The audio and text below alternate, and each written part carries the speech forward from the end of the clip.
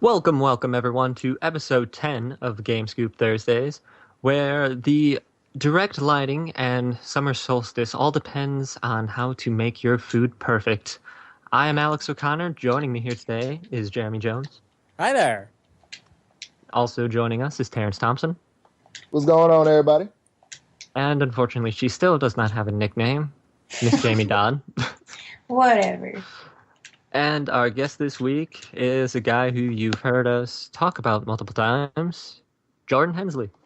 Hello. So let's just jump right into things. Rundown of the show. We have heard what people have said, and we are going to start making the podcast shorter. Slightly. So what we've got here is just a little talk on some stuff that that's upcoming with GST. Jordan's going to talk about the Star Wars expansion, and we've just got some Halo stuff to talk about, and that'll wrap things up. But let's talk about what we've been playing lately, and Jordan, since you are the guest, why don't you go first? Well, right now I've been playing Star Wars The Old Republic to level up some characters to the max level of 55 in order to get ready for the expansion, Shadow of Revan. Nice. Jeremy, how about you? Destiny, Alien Isolation, Civ 5. Again, it's a good time. It's a really good time waster. Jamie, you? I played something really awesome the other day. It was called Star Wall. You just stab each other's hearts with giant porpoise horns. Oh, yeah. So, it was a really good game. I found out that Like what happened after to me last week on the north side. I found out that after I figured out how to control the narwhal, I was doing worse than when I didn't. So. Very true, but you did good for your first time playing Star Wars. Because it's tricky. You're like, oh, I get how to control this thing, and then Right. it fools you. It just Hey, but lies. I will say on that trampoline level, I was doing good and just staying in the same location, just I bouncing. didn't like that True. one. I didn't like the level where the blocks kept moving either. That was Yeah. weird. Everybody kept getting stuck. So, if you can't tell, we all played Star Wall. The majority of us here. Well, not all. Yeah, not all Anyway. of us. A couple of us here. Jamie, Alex, and I played Star Wall, and we're going to be working on some Let's Plays. Actually, Yes, we are. That's Once going to Terence include is Star Wars. If able hard to. drives don't blow up in the process. Yeah, Yes, that was a very Yes. unfortunate thing for Mitz. Yeah, his hard drive literally caught fire as we were recording. no. Yeah, Are you Yeah. serious? That's yeah. terrifying. Like he plugged it in and it started smoking, and he ripped it out, but it was too late. Yeah. I would have cried. It was sad. I was That's worried that about hurt. my computer that he. I put felt it bad in, for too. him. I did I feel did bad too. for him. Well, I went and bought him a new hard drive, but it turns out he already ordered a 3 terabyte drive. Good choice. I mean, it's good. It's a good choice, but I went to Best Buy and bought him a hard drive. I was going to surprise him with it when I got home. He's like, "Yeah, I ordered a 3 terabyte drive." I'm like, "Oh, okay." How rude. I didn't know about it. And once Terence is better, we're going to be recording a lot of Let's Plays, like using Yes, Star Wall. Was it Gang Beast? Was it? Gang Beast. That's going to be a Gang fun Nidhogg. one. Oh, yes. I was doing Nidhogg. Crawl. Nidhogg's going to be fun. We got Crawl. And We got some. I think we should do the forest. The forest Yeah, would be cool. of course. We got Mass Effect 3 multiplayer, maybe Ooh, some that's Halo gonna be Wars. interesting. Yes. Halo Wars. If we could get one game where everybody Yeah. doesn't quit. Jeremy and I started doing that, and we got paired up with 2 people who decided to quit right after we started. Yeah. Very next round, we got paired up with the same 2 people. Also Lasted quit. a couple more minutes, and then they quit. It lasted Um, one more minute. Yeah, probably one more. Then we got paired up with people who actually were sticking with the game until they lost the base and had a very much failed suicide grunt attack on my base. So And That's never good. then they Yeah. left, and Then- then yeah, we they left. stopped. Anyway, Terrence, have you been playing anything other than Operation? Oh, I hate you. All right. Well, since I have been secluded to nowhere but my couch and lost almost 80% of functionality on my right arm, I literally just went back. I just been playing games that just require almost like one arm. Like I started playing Pokemon Conquest on DS again. Yeah. I picked that up. And I started playing Pokemon Yellow for no reason. And no, I've been there's always a reason to play Pokemon Yellow. What are you talking about? true. That is true. I'm rude. That was rude of me. Don't judge me. That was rude. But nah, yeah. But Get off pretty the much I've been podcast. playing like no. Well, bye. I'm fine. I'm done. I'm gone. See, no. Feel like I'm fired. Feel like I'll fire myself. But yeah, nah. But pretty much I just been going back playing like old school simple stuff since I only have like one arm to play games with. Right.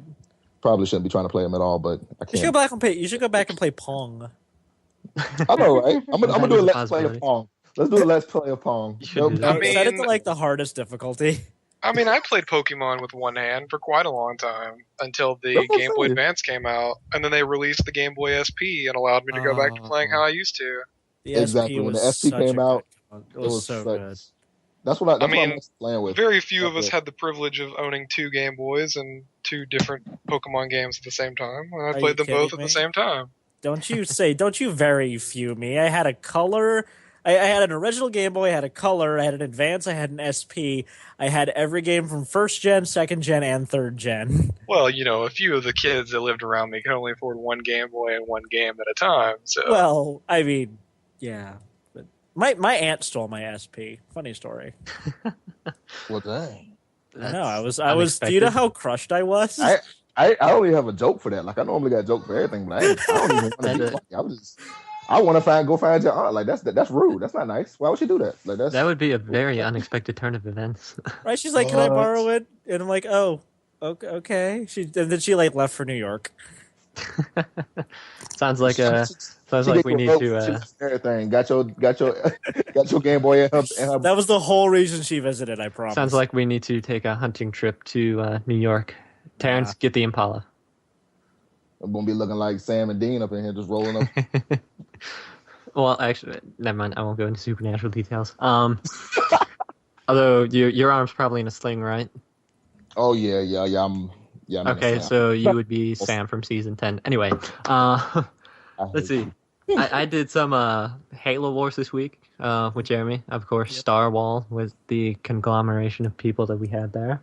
Yep. Almost died after the first game because I was laughing so hard that it was just insane.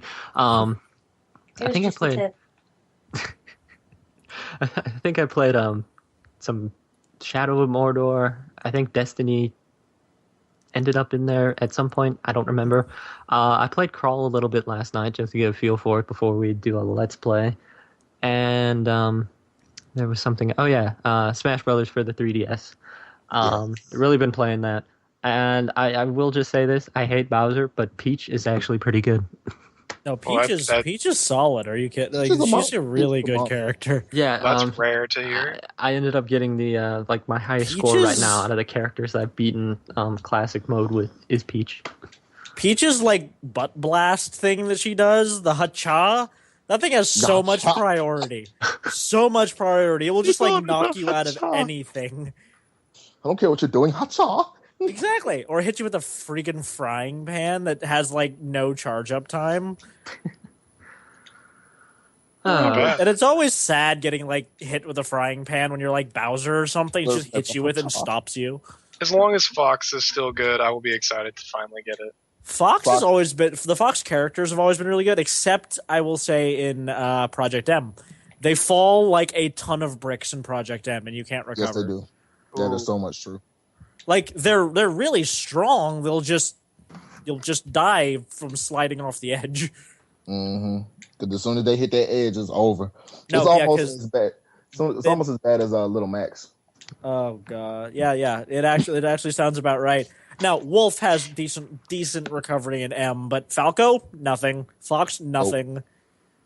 Wolf's at least like his over B will go up a little bit, so you can kind of Yeah, cheat will. with that.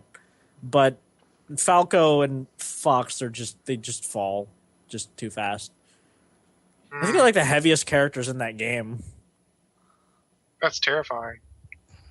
I mean, they do have like metal legs, so that's kind of That is very Oh. true. That's true. yeah. The legs are metal. They got A little like dark something that not everybody knows about like the Fox universe. They have their legs amputated and replaced with robotic legs. That's That's Very- depressing. Well, they do Yeah. that. They do that on purpose. The pilots do so that they can survive higher G forces, and it does make sense. It's just really weird to think that a kids game would do that. This is Star Fox, right? Yes, this is That Star is Fox. creepily morbid. Yeah, I it's like mean, no one ever thinks about. It is made by that. Nintendo, and we have seen what the Pokemon Company can do with the lore of a Pokemon. Trees taking children into forests and Balloons drifting away with children, never to be seen again. Dusk Noir who swallows people into the void of Yamask, who is nothingness. literally dead people. Yeah. I mean, you have to admire those who write the lore for these things because They can get really terrifying while still keeping it like a kid's game somehow. yeah, it's rated E, but you have to go extremely deep and understand what that actually means in order to raise the rating. Yeah. Nintendo just got very depressing. I mean, there's You the have no happy idea. there's the happy like Super Mario Sunshine like games, and then there's like Yamask and Star Fox and Shadow Right. Link and all that. yeah, some Yeah. of it gets really weird. In a good way. I love it. But Yeah. I mean, I didn't want video games to stay 6 years old with me. no, I know. I think that's what they've done. They've grown a lot with their audience. Because the first gen, the creepiest Pokemon you had was I don't even Zubat. know. Like Zubat was annoying. Haunter? Haunter, Mr. Mime? I guess. Yeah, The Mr. Dream Mime Eater. was. Yeah, I mean, like that's like the worst like terror they went. You get like Haunter and like Gengar, and it's like, Well, Okay. Gengar was the Psychically weirdest. Entire He, body. he was scary, but he was also a weird scary because he would just do lick, and then no one knows what to do when he licks you. yeah, it's just It- a it weird. paralyzed Oh, Cubone and Marowak was kind of sad though. Oh yeah, Team Rocket killed. Oh my god. Yes, Do y'all but know the they are history awesome of- Pokemon. The Kangaskhan ones and Cubone? No. No, Apparently, the little baby Kangaskhan that you see inside the big one's pouch is actually a Cubone. I've heard theories about that. Well, And then it was a- Nintendo needs to get on it and make Cubone and Marowak the pre-evolution of. Well, I know Kangaskhan. and it was a really good theory. The problem is with Mega Kangaskhan, they kind of shot that down. Oh, that's true. I forgot. They do separate in Mega. Yeah, don't they? Mega Kangaskhan shows what the baby looks like. It's just a small Kangaskhan. Well, I just recently found out about most Well, of the they- Megas that have been They released. also showed it in the show as well. That is a Kangaskhan. Oh, I don't remember that. And how did Steelix become cybernetic? What? Mega Steelix is like Yeah, cybernetic. I don't know. That's interesting. weird. I mean, talk about digivolving from Greymon to Metal Greymon. I mean, I'm just not too into the Mega evolutions in general. I mean, I love Pokemon, but I'm not really. I've into been the out Mega. a few. I've been out a few gens. If I was still into it, I probably would be fine. I'm just confused now. I mean, I'm a Rayquaza fanatic, so Mega Rayquaza was kind of a big deal for me. No. Especially since the only Rayquazas I've ever called have been black, the two times that I've actually met them. Huh. Yep. First time playing through Ruby as a kid, there was a black Rayquaza. I thought it was a glitch in the Really? game, so I reset. Of Had no course. idea. Of And course. then I That's played Soul embarrassing. Silver and did the bonus stuff where you get Groudon, and then went into Heart Gold and got Kyogre, and met Rayquaza again, and he was black, You lucky. all shiny. Yeah, I was like, well, after 10 years, It's still there. You should have yeah, nicknamed him the same thing you nicknamed the first one if you did. I did Dragoon. I was watching Beyblade when I called the first one, so I named him Dragoon. That's adorable. Yeah. All right, Anyway. so we just Anyway, want to give. I mean, we've talked about it a little bit here, but want to give a shout out to Terence to get a good, quick recovery. From Yep, his we didn't know if he was going to surgery. make it on the podcast today or not. Fortunately, he Yeah. soldiered on, and he's here. I mean, Oh man, I can't let y'all down. How would I the, look? That wouldn't be good. That wouldn't be a good look on me. That wouldn't be good. the whole start to this podcast is kind of weird because Skype kind of blew up on my laptop and somehow managed to uninstall, and I'm not really sure how. That's fine. I have no idea. So that I was will neither weird. And, confirm nor deny that I had anything to do with that. yeah, you probably did. I played the fifth. And we also want to give a shout out to Joe Camarillo, who was who's been on the podcast before in the earlier episodes. Who we just want hope that he gets a good and quick recovery as well. Yes, Joe, we found out fairly recently is in the hospital. So He just made it home today, guys. did he? So he's finally home. Okay, cool. That's good to hear. Yeah, we had heard about that, and we just wanted to wish him all the best right now. I hope everything is okay. Yes. So let's get on to the other stuff. We got some upcoming reviews. Just wanted to mention it. Like, I think the only review, like official game review that we have right now is for Destiny. Yep. But we're gonna have some reviews coming up for some older games. Shadows of Mordor, Smash Brothers for the 3DS. Of course, Alien Isolation as well. Yes, Alien Isolation. We're gonna have some stuff for former games as well. Like all the Halo series, Mass Effect, things like that. The Arkham games. Also coming up, we're going to have Master Chief Collection, Assassin's Creed Unity, Dragon Age Inquisition, Far Cry 4, both Pokemon games, Smash Brothers for the Wii U. I mean, we're going to have whatever, basically pretty much every game that is coming out in the near future. Most of us are getting anyway, so I mean, we're gonna work on that. And with our reviews, since we've got more contributors on the site, we're going to have a lot more diversity, at least, than just 4 people's opinions. Right. And speaking of upcoming reviews, we also have some tech things. Got Kyle Davis, who's a contributor on our site, did one for a processor, was it? Yep, the Intel 5930K, if I remember correctly. Okay. Yeah, he just got that new part for his build, and he's super excited for it. Frankly, he doesn't need it. Sorry, Davis. But he has always been a fan of adding really high-end parts to his build. So you can call him an enthusiast on that end. And he's got a very unique perspective on that as opposed to someone like me who is very budget-focused. He opts for full performance on there, and that gives him a really different perspective on a lot of tech. And the 5930K and his Titan Black reflect that, and it's good to get that point of view in some of the tech stuff we have going on over there. Absolutely. Straight up. And, just on a side note, as I think of it, since we were talking a lot about Pokemon at the beginning of the game, we have a code here for a shiny Gengar. You're welcome. Yes, thank you, Jamie. Which, you go to, how exactly you redeem this now? There's instructions on the card, Alex. You have to go to the Nintendo Right, store. yes, but you see 1 through 6 is kind of cut off in your picture. Just saying. Okay, it should just be like the... We It should will just be like post a the picture on one the for the other website. one. You just go to the mystery gift and enter code. Yes, Oh. and we're going to be giving this code away in the podcast, so whoever the first person is to listen to this who has Pokemon X or Y, congratulations on your shiny Gengar if you don't already have it. Your code is going to be A4Z77CFC PHDH4CF4. Think you could have said it any faster. I think I totally screwed that ending up. Don't pay attention to that code. Oh my God. This guy. This time going Sorry. 1 decimal place at a time. Okay, yeah, sure, I'll do that. Code is A4Z77CFCPHDH4C4F. There we go. That is your code. So, happy Gengaring. Nice.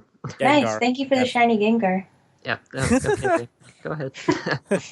Jamie just redeems it on the podcast. Gee, I'm pretty sure that she already had one, but anyway, so yeah. Sorry, anybody who wanted to get that. We've all already tried to redeem it.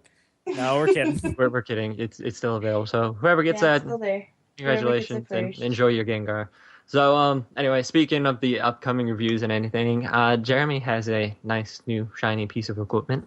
Yes, I do. One that hopefully will contribute to GST in the future. Replacing our studio potato is We the now have the nice warm French fries with the liquid molten cheese poured over them to make the best cheese fries ever. I want some cheese fries.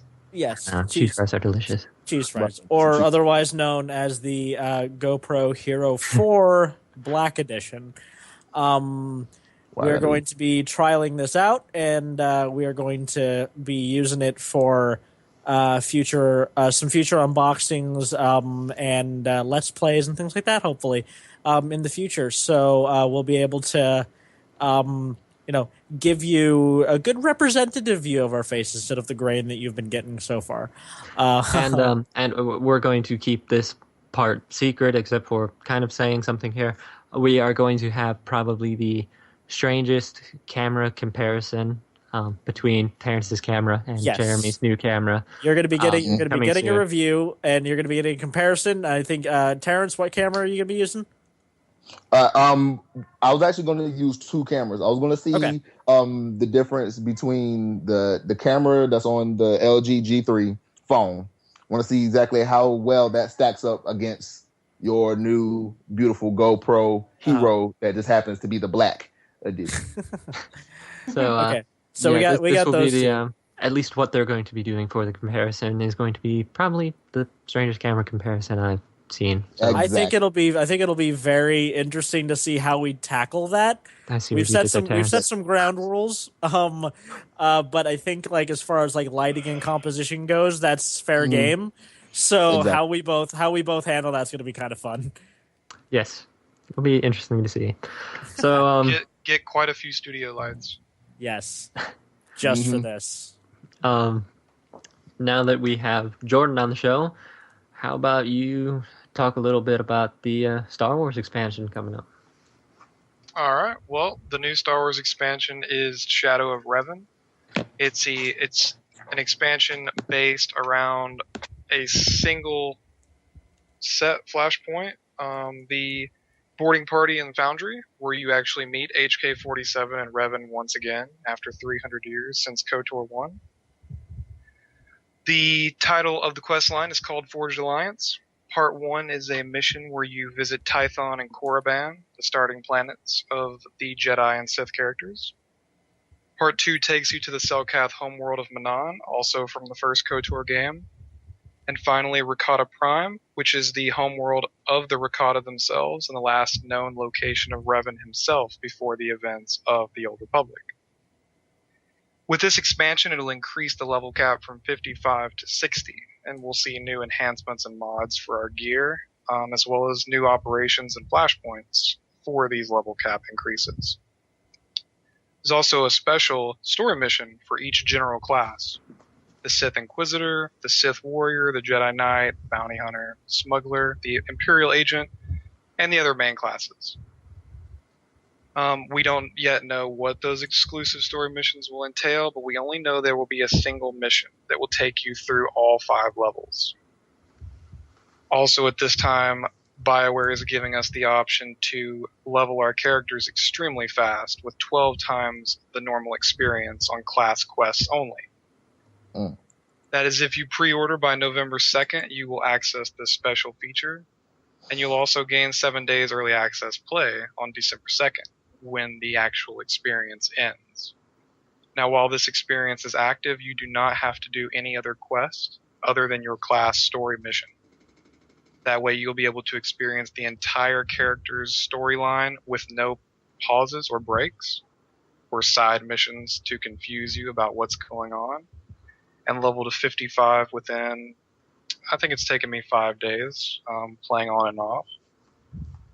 Also included in this expansion is a stronghold decoration for your house of a statue of Revan himself, and will include Rise of the Hutt Cartel, the previous expansion that was $9.99, and the planet Makeb for levels 55 through 55 or 51 through 55. Sorry. Included for free, so that's pretty good. The expansion is $19.99, so it's a little tough to pay if you're already subscribing. You do have to be a subscriber in order to gain the 12 times extra experience, which is a little bummer for people who, can't really afford it all at once. But that's the only known information we have on the expansion of Shadow of Revan so far. Well, that's pretty much a great deal more information than we gave last week. Very well Okay, said, awesome. by the way. I think last week, we blew through it in like 30 seconds, and now it's Yeah, like, we're hey, like, there's an expansion. Jordan's not everything. here, so we don't know about it. We'll let him worry about that later. Yeah.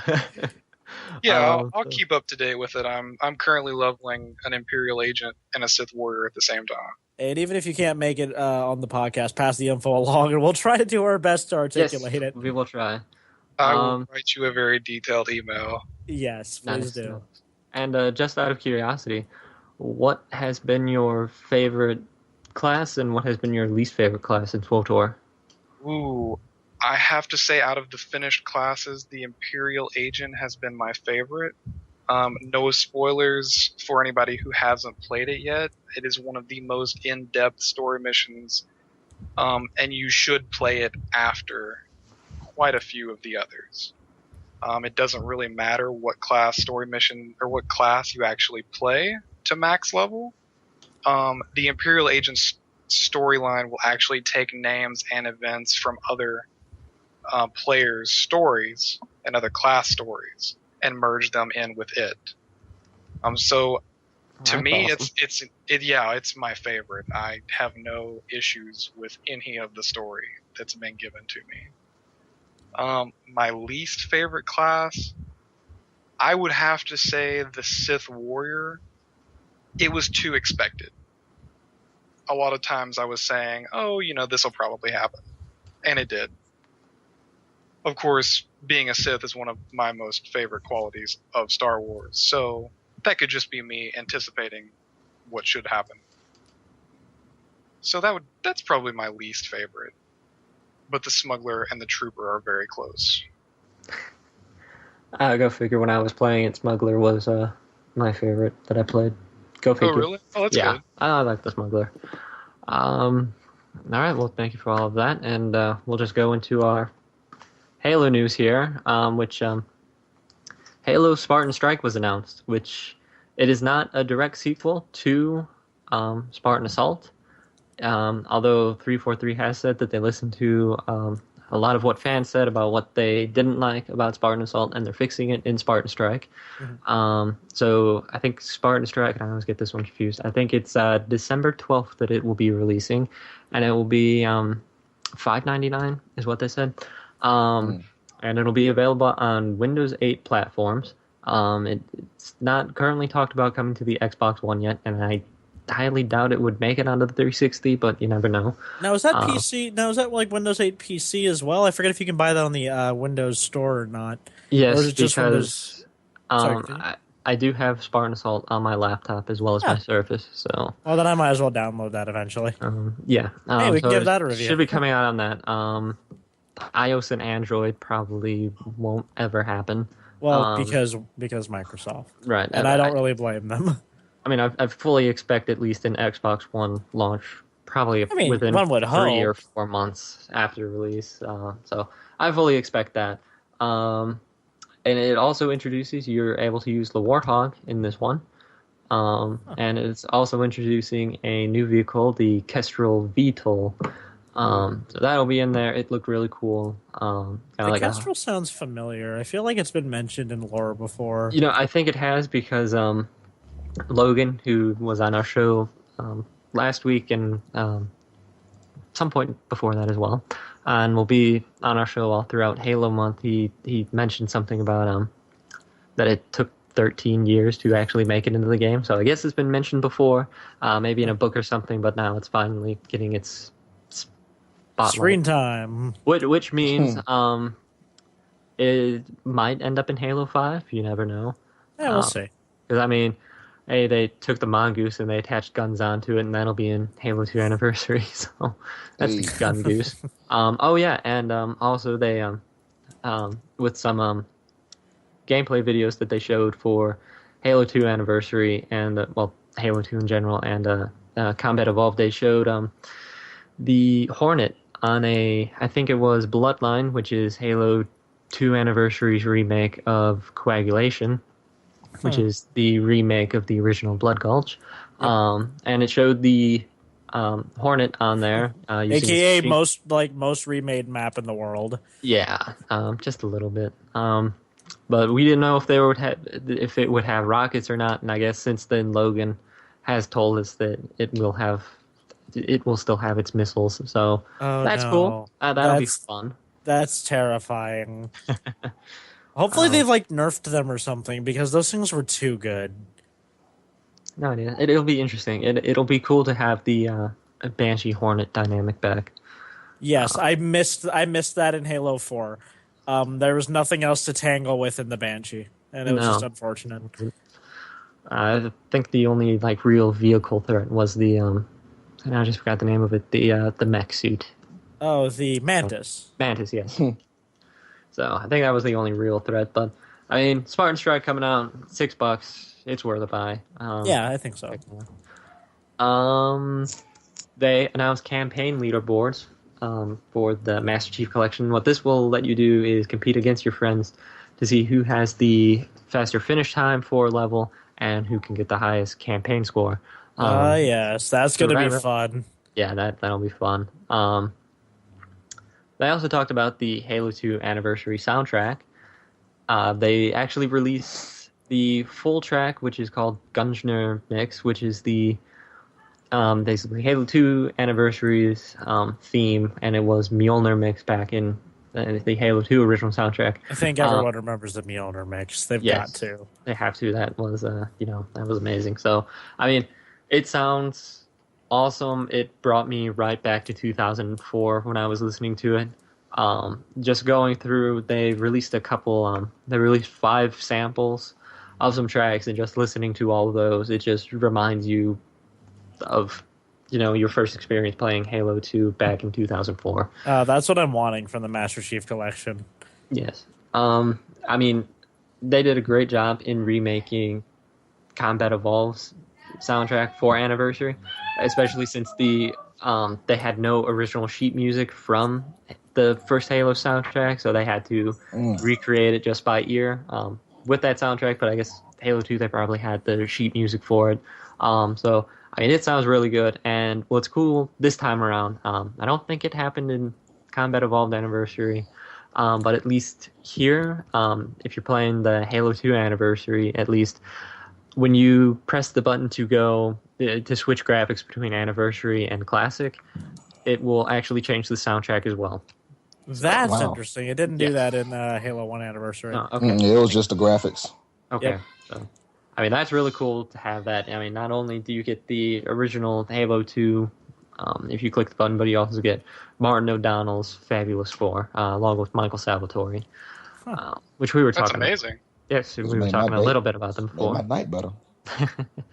So, and I just want to say, I've always admired certain Affinity's work on the Halo maps, with Halo 4, Halo Combat Evolved Anniversary. Now their 6 anniversary maps for Halo 2 just look amazing. I wrote an article on our website talking about this, but we had Warlock from Halo 2, which was actually the remake of Wizard from the first Halo, is being remade into Warlord.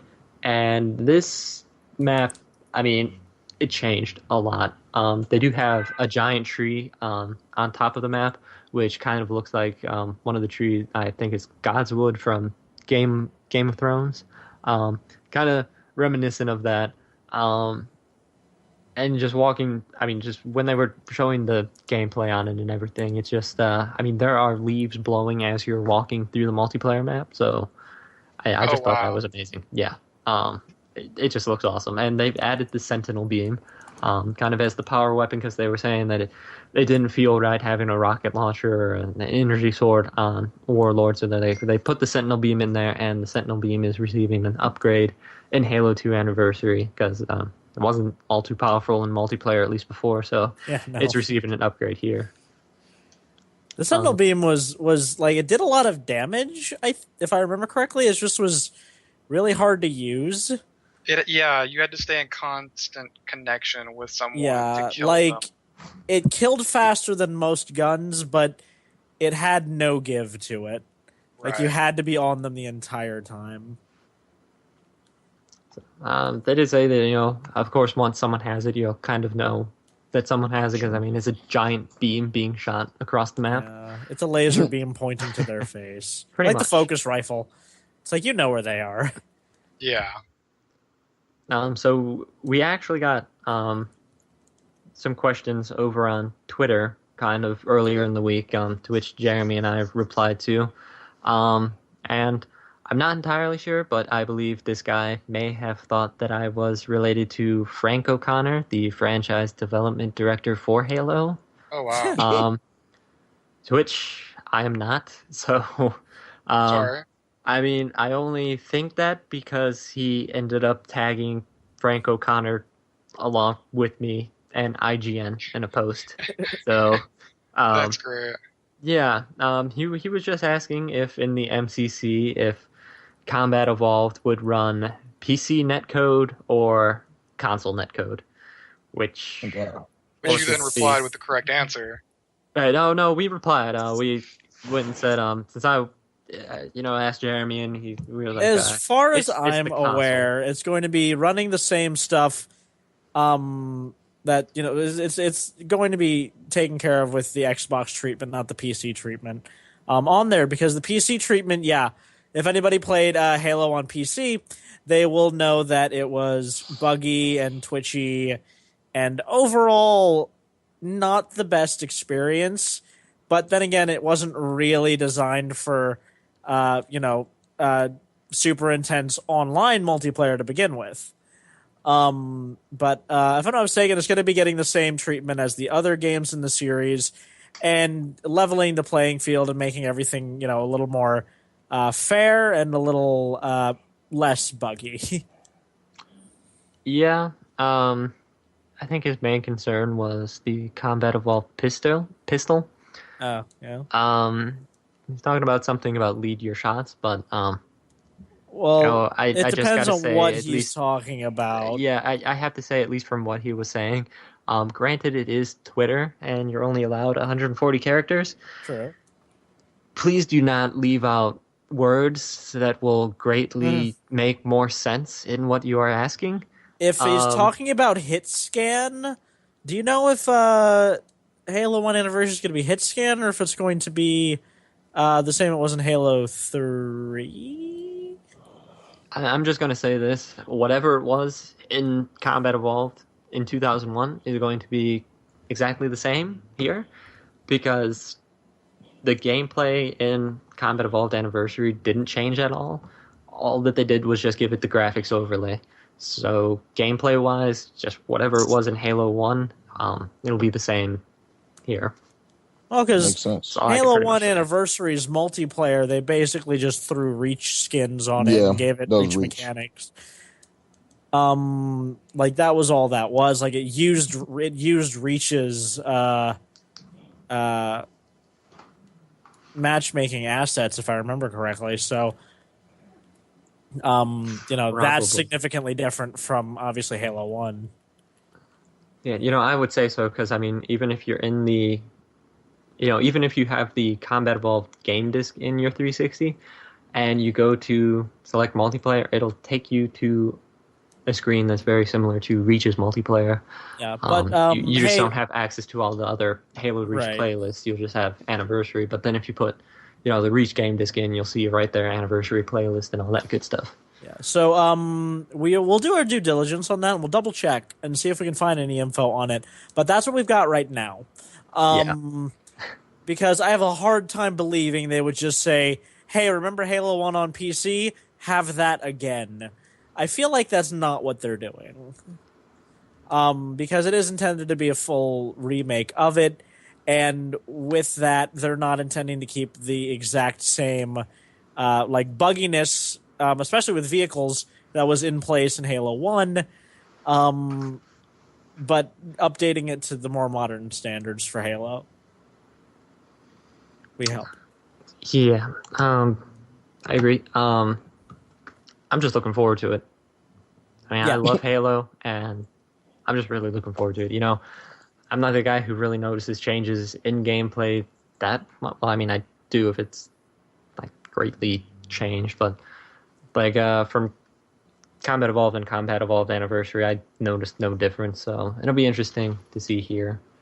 The multiplayer was different, but I mean, this is coming from a guy who didn't play a whole lot of Halo 1 multiplayer, so it may be more similar than I recall. So, I mean, we'll have more info, of course, when we get our hands on it on November 11th. It's coming up soon. Just looking at the graphics, at least, they've shown comparisons of, what certain characters looked like in, Halo 2 in 2004 and what they look like now. Sergeant There's Johnson, a review up on the site right now for it, actually, or just a news article right now shows Johnson's comparison. Sergeant Johnson looks like a real man. Yeah, as opposed to whatever it was in Halo 2. Yes. So, I mean, the graphics are great. Although I will have to say, out of the three that I've seen, at least for character comparisons, Johnson had the most improvement. Miranda had a huge overall. Miranda did have a huge overall. Miranda doesn't like. I don't know what she looked like before. It was like she had a serious case of potato face going on before, because her face was made of like 5 polygons. But I mean, like it's really impressive what they've done with it. It is. So the only one I really didn't notice, and I think maybe it was just because they were using an area of the campaign that was a little. It's a darker setting. The Master Chief just didn't look all too terribly different. At least the Master Chief was actually fairly decent in the original, and plus he's all kind of just shiny polygons to begin True. with. He doesn't have facial texture. Or like any of the like subtle animations that everyone else has that make them so much better in this. So he's mostly the same with some rendering updates and some texture updates, but he's nowhere near as extreme as some of the characters who featured heavily in game with no armor or anything. Like Johnson and Miranda and Lord Hood and the Arbiter and the Prophets, for example. Mm-hmm. It's going to be amazing to see all the differences.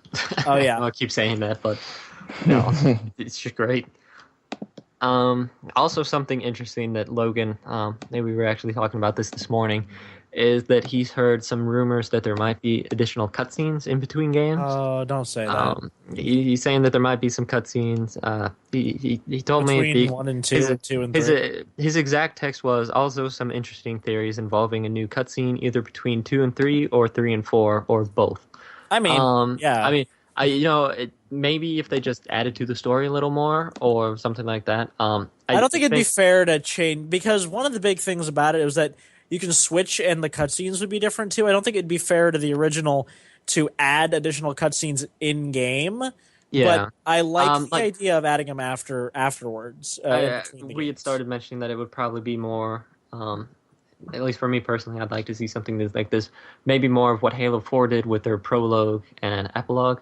The prologue. The prologue. Yeah, prologue and epilogue. Yeah. Just something like that. Maybe because I thought it would be cool. I mentioned, I texted him. I was like, it would be kind of cool to have a prologue added to Combat Evolved, where that's fine. Before, before and after. It would be cool to just at least before the Pillar of Autumn comes into view, maybe just have the blackout screen and just hear radio chatter from the Fall of Reach. The final moments before Pillar of Autumn made the slip space jump. I mean, that would be kind of cool to hear and then have it go into the game. I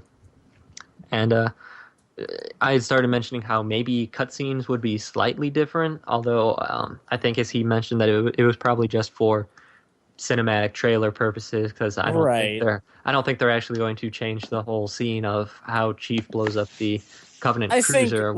I think with how it works, because you can't hot switch in mid cutscene, they can switch it, and I won't mind if they take like some camera angle differences and maybe a couple of different dialogue being slightly different. But as long as it's not any new content, it's being thrown mid game. Otherwise, your only incentive is to play it through on the new graphics, which I mean you should, but it kind of makes switching between them kind of redundant if you're missing out on stuff. At least my opinion. Yeah. I mean, just that the trailer at least, but it's kind of a blend of Halo 2 Anniversary and Halo 5. But I mean, that was a pretty awesome scene of him just shoving the bomb and you just seeing the ship blow up from the middle. I mean, that was awesome. So it'll be interesting to see what they do with it. Yep. I can't wait. So let's go into just at least talking about the map remakes a little bit. And I'm sure Logan would be proud of us. I've got Halopedia pulled up right now, and he is an admin there somewhere floating around. They were pulled up the the map remakes, and they've got actually a nice little thing laid out about changes to the maps from the original ones. So we'll use Bloodline here, just going into, which is the remake of Halo 2's Coagulation. And changes from the original are the bases and other structures on the map are now of human construction, whereas Coagulation and all other previous Blood Gulch remakes are based in Forerunner locations. The bottom floor of both bases have been removed, and the bases are more simple in design. Both teams' base can be entered from a hole in the flooring. Mad cannons have also been added to each base, replacing the teleporters on the original map. A red or blue beam is emitted on a cliff behind each base. The beam's color matches the nearest base. A device has been added near the center of the base. When activated, it releases an EMP burst to the surrounding areas of the base that disables all vehicles within range. Well, that's pretty awesome. An AV-14 Hornet and the M274M Gun Goose have been added to the map. The M808B Scorpion has been removed by default, although it can be enabled. Dude, Heavies was so much fun. I never played Halo 2 multiplayer online, so I'm talking about that map remake. Heavies in general is a lot of fun. Like anything ranging from Coagulation to Valhalla to Hemorrhage, playing Heavies on that map is fun. I would imagine. I know Heavies in... I don't remember when I played Heavies. I don't know if I played Heavies. Halo 3, there's a lot of Heavies in Halo 3. Standoff Heavy, Avalanche Heavy, Valhalla Heavy, I probably played in Halo Sandtrap Reach. Heavy. Reach also had it. Yeah, it was probably Reach. I don't think I played Halo 4 Heavies yet. I don't know if Halo 4 has Heavies, does it? It did. I'm not sure if it's still there. At some points it did, off and on. Pretty sure Logan and I, when we play some nights, probably went in there. I don't know, probably got myself destroyed. Anyway, a M7S SMG has been added to the ramps of the bases. Deployable vehicle access bridges have been added next to the bases. The central area of the map now houses a bunker titled the UNSC Training Bunker. Embedded in the terrain, it is the location of a M90 shotgun. 3 trees on the original Coagulation have been replaced by 3 broken down concrete pillars. Extra rocks have been added to the map to provide more cover. So just judging by the picture that I'm looking at of Bloodline, it looks awesome, as usual. So, I mean, Blood Gulch, always a favorite among people, so definitely going to be fun. And then Lockdown is the remake of Lockout from Halo 2. Another one. Yes, I think that's pretty much seen a version every game, I'm pretty sure.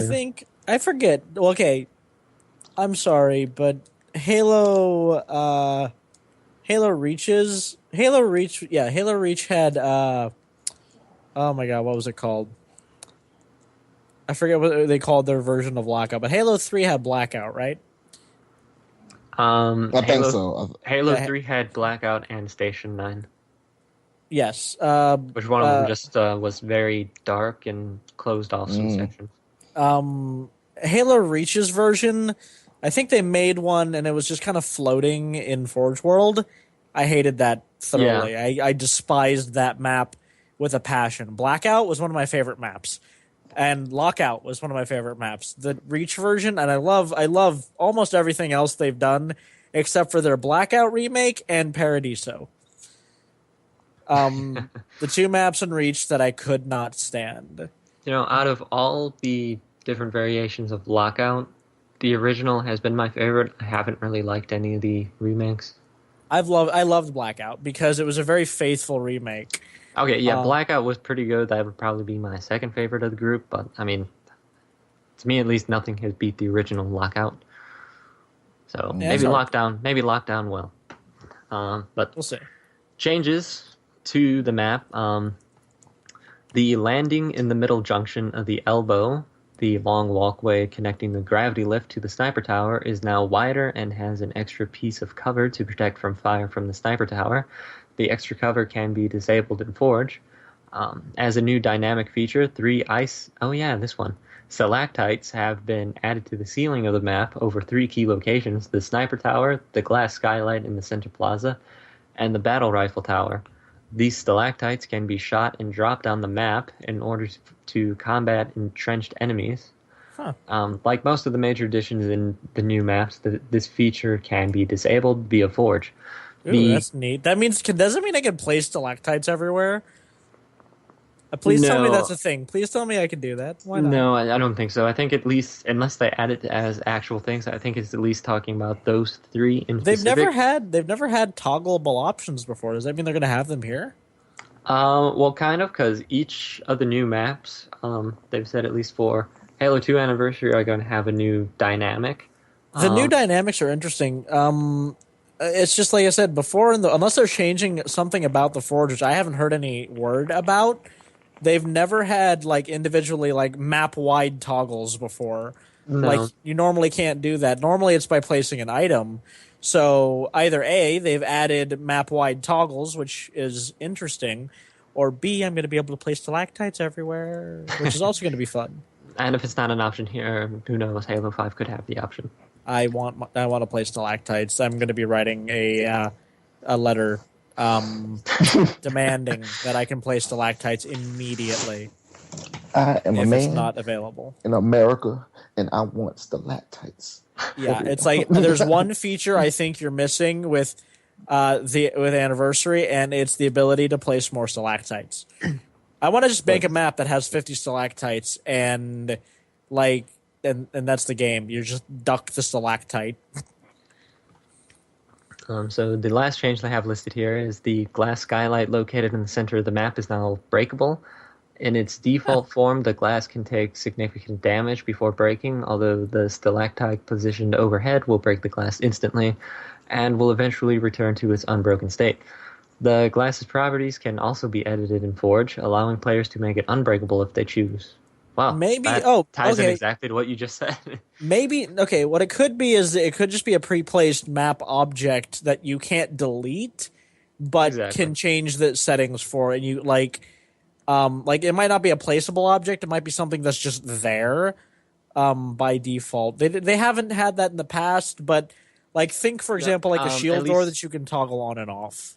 Right, and at least what they have said in the Halo 2 Anniversary maps, they're all going to feature some dynamic to them. So Lockdown has the stalactites, Bloodline had the EMP, I know one has a waterfall, which I actually think is Shrine, which we're going to get to next year. That sounds like what they're going to do. It sounds like it's just going to be a default like map object that will spawn, and you probably can't delete it, but you probably can't place them either. You could just like hit the settings and turn them off. Yeah, that sounds like what's going to happen.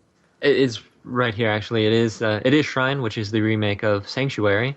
Mm-hmm. It's shooting a large orange light at each team's base, the Ruined Temple and the Overgrown Shrine, causes a waterfall to encompass the base. After some time, the waterfall resets, and when they're showing off, it kind of adds some. It blocks a line of.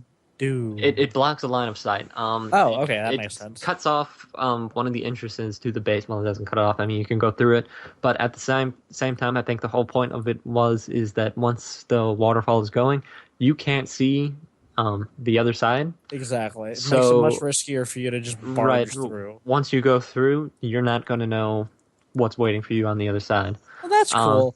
I like I that think- dynamic. It's just a line of sight dynamic. And I think part of it is to at least help your teammates. Say someone is in one of those bases on your team, maybe sniping or something, and they start getting into some trouble. Maybe you've got your friend on the other side of the map, and he or she can quickly turn around and I shoot the imagine waterfall and make it come down. Which I might- imagine it'll be useful for assaults too, because they can't see out of it either. So, if you and your team want to like get to one of the bases, for example, and not have them all aware of you immediately rushing them, doing that might give you a second to organize and get your positions ready. Right. And I think the center structure obstructs the view, so I don't think the other team will immediately be able to shoot your waterfall down at the beginning. And speaking of the center structure, the energy sword at the mausoleum has been replaced with a rocket launcher, How do I feel which about that? I think it's better because just from the gameplay I've seen of Shrine, it looks bigger than Sanctuary did. Maybe if I'm thinking correctly here. So I think a rocket launcher would probably do better. To be and fair, the I've always energy kind of hated rocket launchers, so you can just I'm biased. Yeah. All right. That explains a lot. I'm just saying. Oh Uh, god. Then Stone Town is the remake of Zanzibar. Hoo. Not sure if anything's changed here. They actually don't have changes to the map listed on Halopedia. Logan, you need to get on that. How different was because Last Resort was Zanzibar's remake, correct? Yes. How I will different was say, Last Resort than Zanzibar? I forget. I really didn't see a difference. Yeah, honest. because it There was may have kind of been- a perfect map. I loved it. I It- loved Zanzibar. Last and Resort is my favorite map in Halo 3. It's one of my favorites. Single side or asymmetrical assault or CTF on it was just so much fun. Yeah. So I mean, I can't think of any changes in between 2 and 3's. Zanzibar. I don't know. I Right think off the top. I think part of the map by the sea, that little, you can get up to it in Halo 3. There's like the broken archway. Yeah, I remember that. You're able to climb up the broken portion of it to hop onto the structure there as a good vantage point for sniping and stuff. I don't think you were able to do that in Halo 2 Zanzibar. Minor changes there. Yeah, so at least that one, I think it was a lot more. I think it was a lot more destroyed in Halo 2 than it was in Halo 3. So at least you have that extra access route.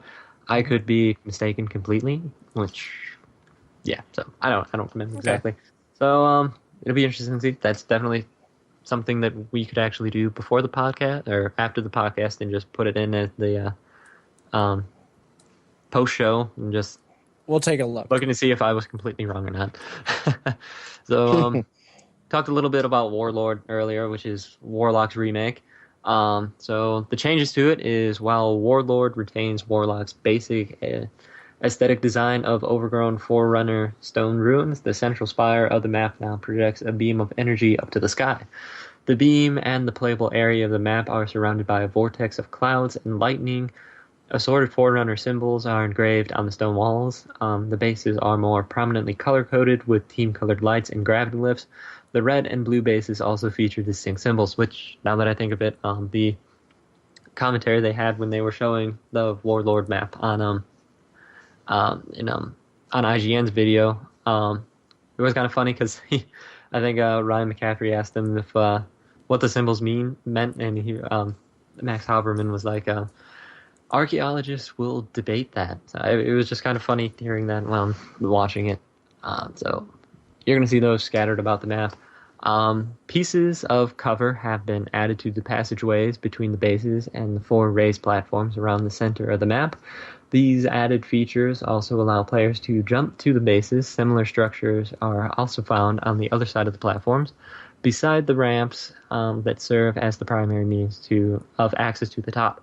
A shotgun spawns on each of these added structures. The jump to the center platform from the 4 side platforms is easier due to these extensions. To provide more cover to players on the platforms, the pillars on top of the ramps have been widened, and of course, like we said, Sentinel Beam spawns in the area below the central platform.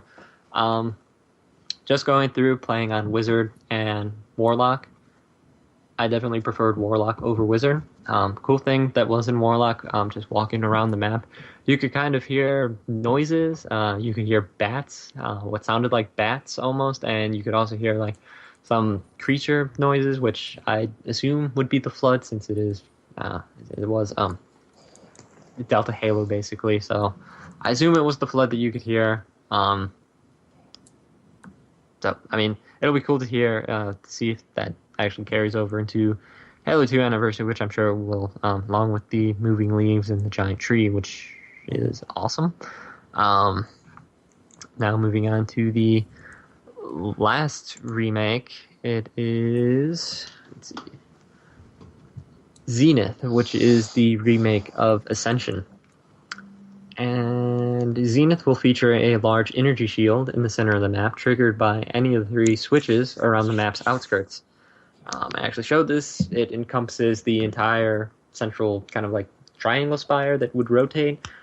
It completely engulfs that, so that's going to be completely covered. That'll be interesting.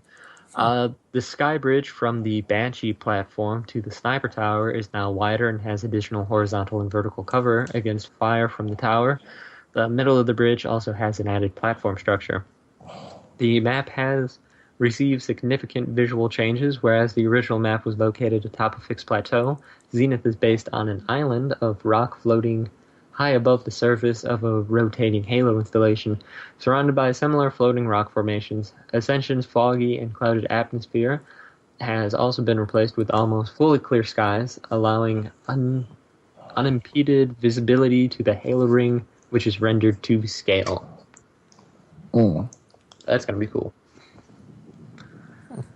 So, I mean, I'm definitely looking forward to playing on the Anniversary maps. I'm just looking forward to playing Anniversary in general. The changes are going to be interesting. I feel like they can all be summed up by more access routes, more cover. That seems like what they did with pretty much all of them. Yeah. Here have two different ways to get into a place, but we're going to give you some more cover to compensate, which, I mean, will be an interesting dynamic because Halo 2 forced people into very, very narrow engagement corridors. You didn't have a whole lot of options with a lot of the maps.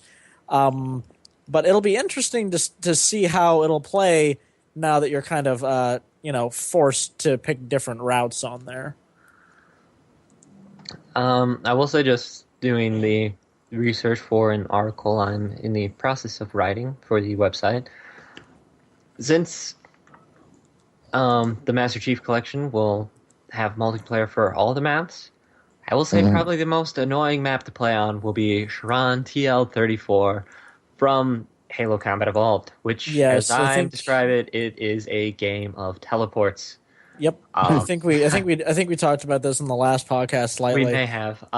We did with you and Logan. It's going to be that's actually in the multiplayer rotation. That's going to be a nightmare. I hope that it is, because I want to have the experience of playing. Of course, playing with more people, because usually just doing this, I'd only have one other person that was playing. So trying to find one person throughout all of that is difficult. But I mean, if you have full 4-on-4, I'm sure it might not be too terribly bad. No, but I still feel like that map was designed with Halo in mind back when it was a local game. It wasn't one that you played on live. You have like 3 friends over, and it's kind of a fun game of, where is everybody? Right. But when you're playing online, trying to be competitive, that's a nightmare. Just to go through the maps, I had to have a spare controller on. And as far as I know, I didn't even find the AFK guy. I didn't even see him. I didn't run past the screen, the bottom screen. I didn't see that happening. So I have no idea where that one was. So, if it is in the rotation, like, I'm sure it would be better with full teams. Better Probably, subjective. yeah, better with severe quotes around it. So, Yes. I mean, I need to find some. I need to go to Sam's and get some like family size quotes and put them around fun right. So okay. Well, industrial size quotes. that'll Industrial. wrap things up here. So, certain Affinity, just fantastic job on all of the Halo 2 Anniversary remake maps, and just fantastic job on all the contributions you've made to the Halo franchise in general over the past couple of years. Really looking forward to seeing your work on the Anniversary maps in person, being able to play on them. Just fantastic job. And, also to mention, the Alien Isolation giveaway is still going on. Oh yes, it is. For those of you who actually, by the time this airs, that will be the last day. That will be the day we pick a winner for it. Actually, yes. So never mind then. So this is irrelevant to all of you. Again, one of you will be a winner. We will probably announce it in the post show. Yes. Yet again, I am giving something completely irrelevant at the end of the podcast. Oh well. Yes. So anyway, that's been a lot of fun doing that.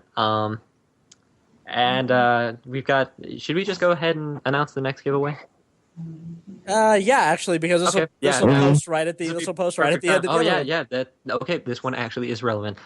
As soon as Alien Isolation, as soon as that giveaway ends, we are starting a giveaway for Halo: The Master Chief Collection. Not exactly sure how this one's going to work out. I think we might try a little something different. We'll see. All the rules will be explained. Trust me. Yes, we'll be definitely talking about it in the next couple of days on how to exactly iron it out. But as soon as that one ends, this one will begin, because we want to actually, since now we're in a better opportunity to do it, we will try as hard as we can to at least get it to you within like a day of release. Yeah. We'll try and find someplace that has release day guarantee. We'll try and find that maybe through Amazon or something like that. I'm not sure. So we'll try as hard as we can on that. But yeah, our next one will be the Master Chief Collection, and that will be beginning as soon as Alien Isolation ends on the 23rd. So, which is Thursday. So yeah. When the podcast releases. Yeah. So, whatever. Yeah. So. This guy. Whatever. Yeah. So we'll have that going, and we've got a lot more giveaways planned. So be looking forward to that in the. Yep. So keep an eye out. So I might be doing one whenever I get my loot crate in 2 days. Ooh, yes, I remember. Oh, yes. Probably gonna give something away out of the loot crate. You remember that? I remember that in the last podcast. Yeah, I remember that now too. Now it seems like forever in between podcast episodes. I will mention that. Sometimes it does, and other times it's like, what were we talking about in the podcast? Because I don't, every time I try to listen to one of our podcasts, I can't do it. Well, it's just because we were there already. Yeah, it's listening to the same stuff. It's like twice. as soon as I started like listening to it, I'm like, okay, we did that, then we talked about this, and this, and it's like, okay, right. It's like I don't everything. expect any of our viewers to listen to our podcast twice. Yeah, I just listen like to the same one. I don't expect you to listen to it twice. It's crazy. I just listened to it twice. I just listened to it because it's like kind of cool hearing it, but at the same time, it's like, oh, okay, well, I know everything that happened in the podcast, so whatever. But anyway, that is the end to episode 10. We kept it nice and short for you, and we'll try to continue. How long is this one? Along the line, we are at an hour and 8 minutes. Oh, look at that! Yeah, so not bad. That's a nice bite-sized tidbit, especially for us because of our recording time. That's kind of better for us. So yeah, that'll end it for episode 10, and we'll try and keep them shorter here. I know that we just want to throw it out there. Any feedback we will listen to, we will take into consideration. Yep. it's great to have people that are actually communicating to us and letting us know what we should do differently. So keeping it shorter has been at least brought up to Jeremy and Jamie, so we will definitely be working on that, which I think we've done a pretty good job here, at least first time around. Definitely. Yeah, we'll see you next week with episode 11, and Bye. All right. Bye, everybody. Bye. Congrats whoever gets isolation, Yes, by the way. congratulations. That will be announced in the post-show. Whoever you are, congratulations. Bye. Bye. Bye. Bye.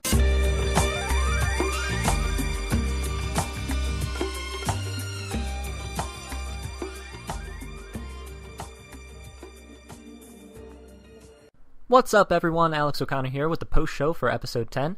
Next week we will be discussing the Stonetown gameplay, which is the remake of Halo 2 Zanzibar, the new trailer for Halo Nightfall, as well as video game, movies, and TV shows in general. We will be discussing Sunset Overdrive, which comes out on Tuesday. Also on Tuesday, the 28th, Terence's show Reviewmities premieres, and Terence will talk about what he has planned for the show.